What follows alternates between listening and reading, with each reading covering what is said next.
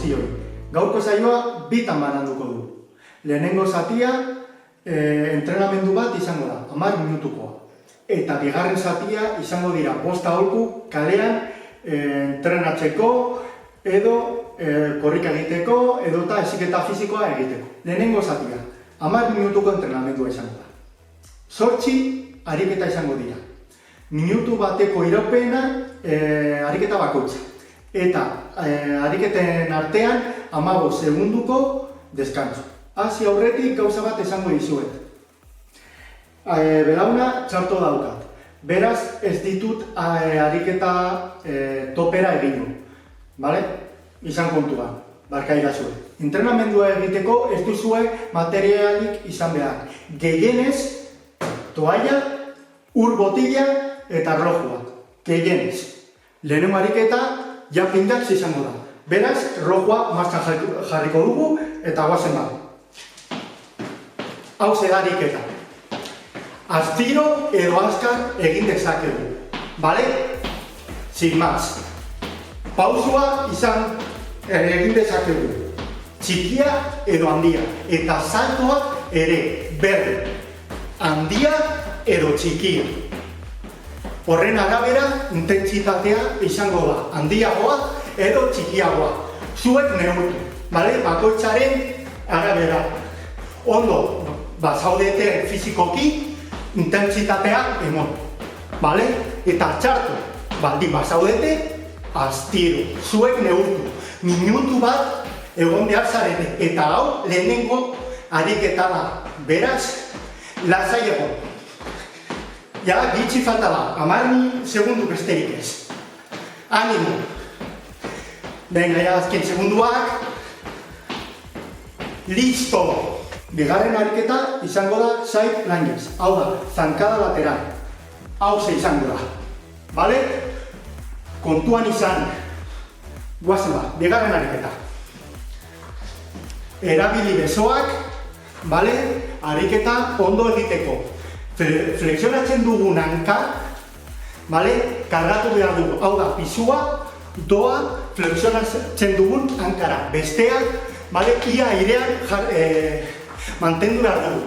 Bale? Hau da, pisua kendu behar diogu luzatuta dagoen hankara. Bale? Mantendu hor. Eta ariketa honetan intentsitatea emoteko, bale? Ia salto txiki bat egin dezakegu. Eta abiadura handiagoa eman. Gainera, gutxi jeisten baldin badugu, bale? Errazagoa izango da. Eta gehiago jeisten baldin badugu ipurdia, bale? Intentsitate handiagoa izango du ariketa. Bai? Mantendu hor. Da listo. Hirugarren ariketa jumping jacks izango da. Bale? Belaunak gora eta besoak lagun. Prest? Guazen bat. Belaunak ondo gora. Punta berantza. Bale? Eta mantendu ritmoa besoekin. Bai? Besoa eta hanka aurkakoak izan behar dira. Aurkariak. Bai? Eskumako hanka ezkerreko besoarekin. Eta alrebes. Honi intentsitatea emoteko zer egin dezakegu? Abiadura, bale? Edo salto handiagoa. Bai? Guk neurtu behar dugu. Eta guk emango diogu ariketa honi intentsitatea. Bai? Enga, animo. Importante arnaza hartzea. Bai? Nik izketan nabil, beraz ezin dut. Baina zuek arnaza hartu. Ondo, ritmora. Venga, azkenengo segunduak. Da, listo. Laugarren ariketa front to back hops dira. Hau da, saltoak aurrerantza eta atzerantza. Sin más. Bale? Imaginatu erdian marra bat dugula. Sin más. Erlojua martxan, ba. Aurrera eta atzera. Eta lagundu besoak. Bai? Sin más. Mantendu ritmoa. Bale, ez egin batzutan aztar eta bestetan astiro. Mantendu beti ritmoa. Intentsitatea igotzeko egin dezakegun lehenengo gauza da, saltoak handiagoak ematea. Simplemente. Bale, saltoak handiagoak egiten bat ditugu, intentsitatea igoko da. Beste aukera bat da, abiadura handitzea. Salto txikiagoak, baina azkarragoak. Simplemente. Bai? Eta nekatzen baldin bagara, simplemente mantendu ritmoa. Bai? Edo handiagoa, edo txikiagoa, zuek ikusi. Bosgarren ariketa, zein da? 2 foot lateral hops. Hau da, bi hankekin saltoak egitea, baina alboetan. Prest, guazen bat. Saltoak alboetan. Vale, imaginatu erdian marra bat dugula, sin más. Vale? Eta aurreko ariketa berdin bezala, mantendu behar dugu ritmoa. Besoekin lagunduz. Bai? Hankak saiatu batera eramaten. Vale? Eta ritmoa mantentzen.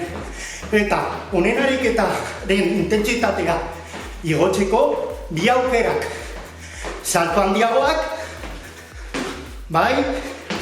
Edo abiadura handitu, besterik gabe. Eta horrela mantendu behar dugu minutu osoa. Bai? Animo, ja gutxi falta dela. Vamos allá. Eta gogoratu, arnasa hartu behar dugula. Animo. Badago. Seigarren ariketa. Flutter kick squat. Vamos. Cambridge English. Always. Vale? Nolakoa da? Simplemente horrelako lau eta horrelako bi. Eta repikatu. Egiteko prest? Ba.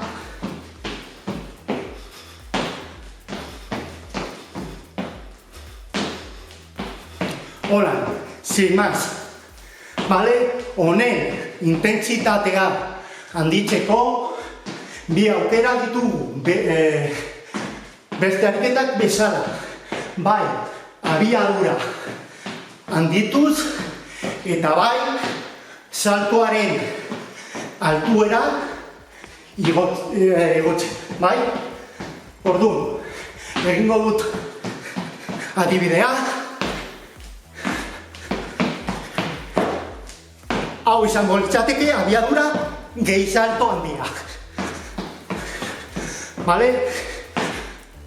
Baina, zuek neurtu behar duzue eta zuen erritmoa eraman. Eta badago. Guazen bat, zazpigarren ariketa egitera. Zein da? Single leg jump. Hau da, saltoak hanka bategaz.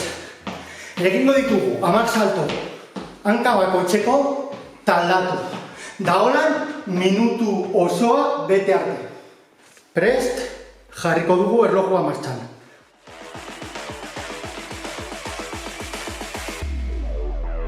Nik ez ditu zebatuko, izketan nabilako. Orduan, gutxi gora bera, egingo dut aldaketa.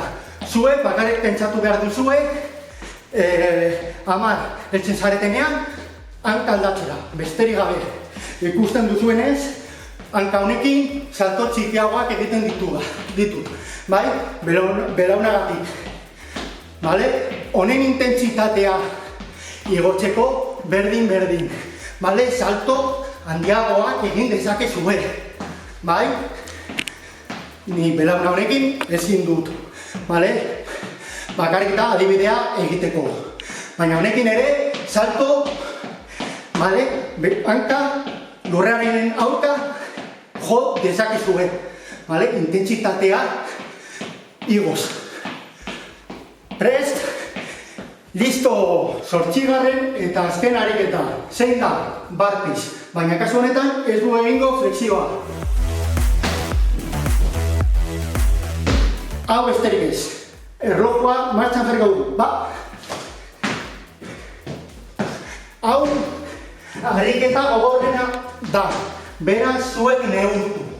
Bai, gainera egiten dugun azken ariketa da. Beraz, Suposatzen da, pizkat nekatuta gaudela eta. Bale? Orduan, ondo hartu arnasa eta abiadura mantendu. Bien. Intentsitatea handitzeko egin dezakeguna da, abiadura handitu. Bai? Zuek ikusiko duzu, ondo zaudeten ala ez. Bai? Eta bigarren aukera, saltoa handia egitea da. Bale? Animo, azken 10 segunduak. Venga, azkenengo biak ja. Da, guazen azkena. Listo! Orain, 5 aholku emango dizkizuet kalean heziketa fisikoa egiteko. Lehenengo aholkua, obviamente, 2 hilabete etxean egon ondoren eta heziketa fisikoa albo batean utzita, ezin gara normaltasunez hasi heziketa fisikoa egiten. Hau da, progresiboki eta pizkanaka hasi behar gara. Beraz, lehenengo aholkua hau zera. Poliki eta progresiboki hasi heziketa fisikoa egiten. Hau printzipioz logikoa da, baina gertatzen da emaitzak azkar lortu nahi ditugula. Eta ideia hau hazten dugu eta korrika egiten dugu intentsitate handiarekin eta denbora luzez. Eta gero, arazoak nabaretzen ditugu. Bai lesioak, bai minak eta bai denetak. Bigarren aholkua edo gomendioa. Egun guztietan egin behar dugu zedozer. Edo behintzat 4-5 egun astean zehar. Ez du ezertarako balio egun bat kaina edo kriston kaina emotea eta gero egotea aste batez txanda ezin zaitezkeelako mugitu. Hirugarren aholkua. Korrika egiten hasteko ez ditugu serie luzeak egin behar. Batez ere 2 hilabete ezer egin gabe egon ondoren. Orduan, zer gomendatzen dizuet? 3, 4 edo 5 minutuko serieak egitea eta korrika eginez eta gero minutu bat edo 2 oinez ibiltzea. Serie hori 2 edo 3 egin dezakezue batez ere lehenengo egunetan. Ez hasi 20-30 edo 40 minutu jarraian korrika egiten. Batez ere korrika egitera ohituta ez daudenak. 4. aholkua. Paseoak intentsitate minimoa izan behar du. Zergatik, osasunerako aldaketak sortarazteko. Aldaketa positiboak. Ez du ezertarako balio paseoak astiro egitea, edo albokoarekin hizketan joatea. Hori egiten badugu, ondo pasatuko dugu, baina gure gorputzak ez ditu aldaketa horiek nabarmendu. 5. eta azken aholkua. Aprobetxatu eskailerak bai igotzera eta bai jaistera. Noiz etxetik ateratzen garen bakoitzean. Bale? Aprobetxatu. Gainera, orain kalera atera gaitezkela egin ditzakezue serieak. Bai, adibidez. Emango dizuet adibide bat. Hartu erloilua eta minutu batez egon zaitezkete igotzen eta gehitzen eta jaisten eskailerak. Eta gero 30 segundu deskantsu. Hori egin ditzakezue 5 alditan edo 10 alditan. Espero dut aholku hauek lagungarriak izatea. Animo eta suerte asko!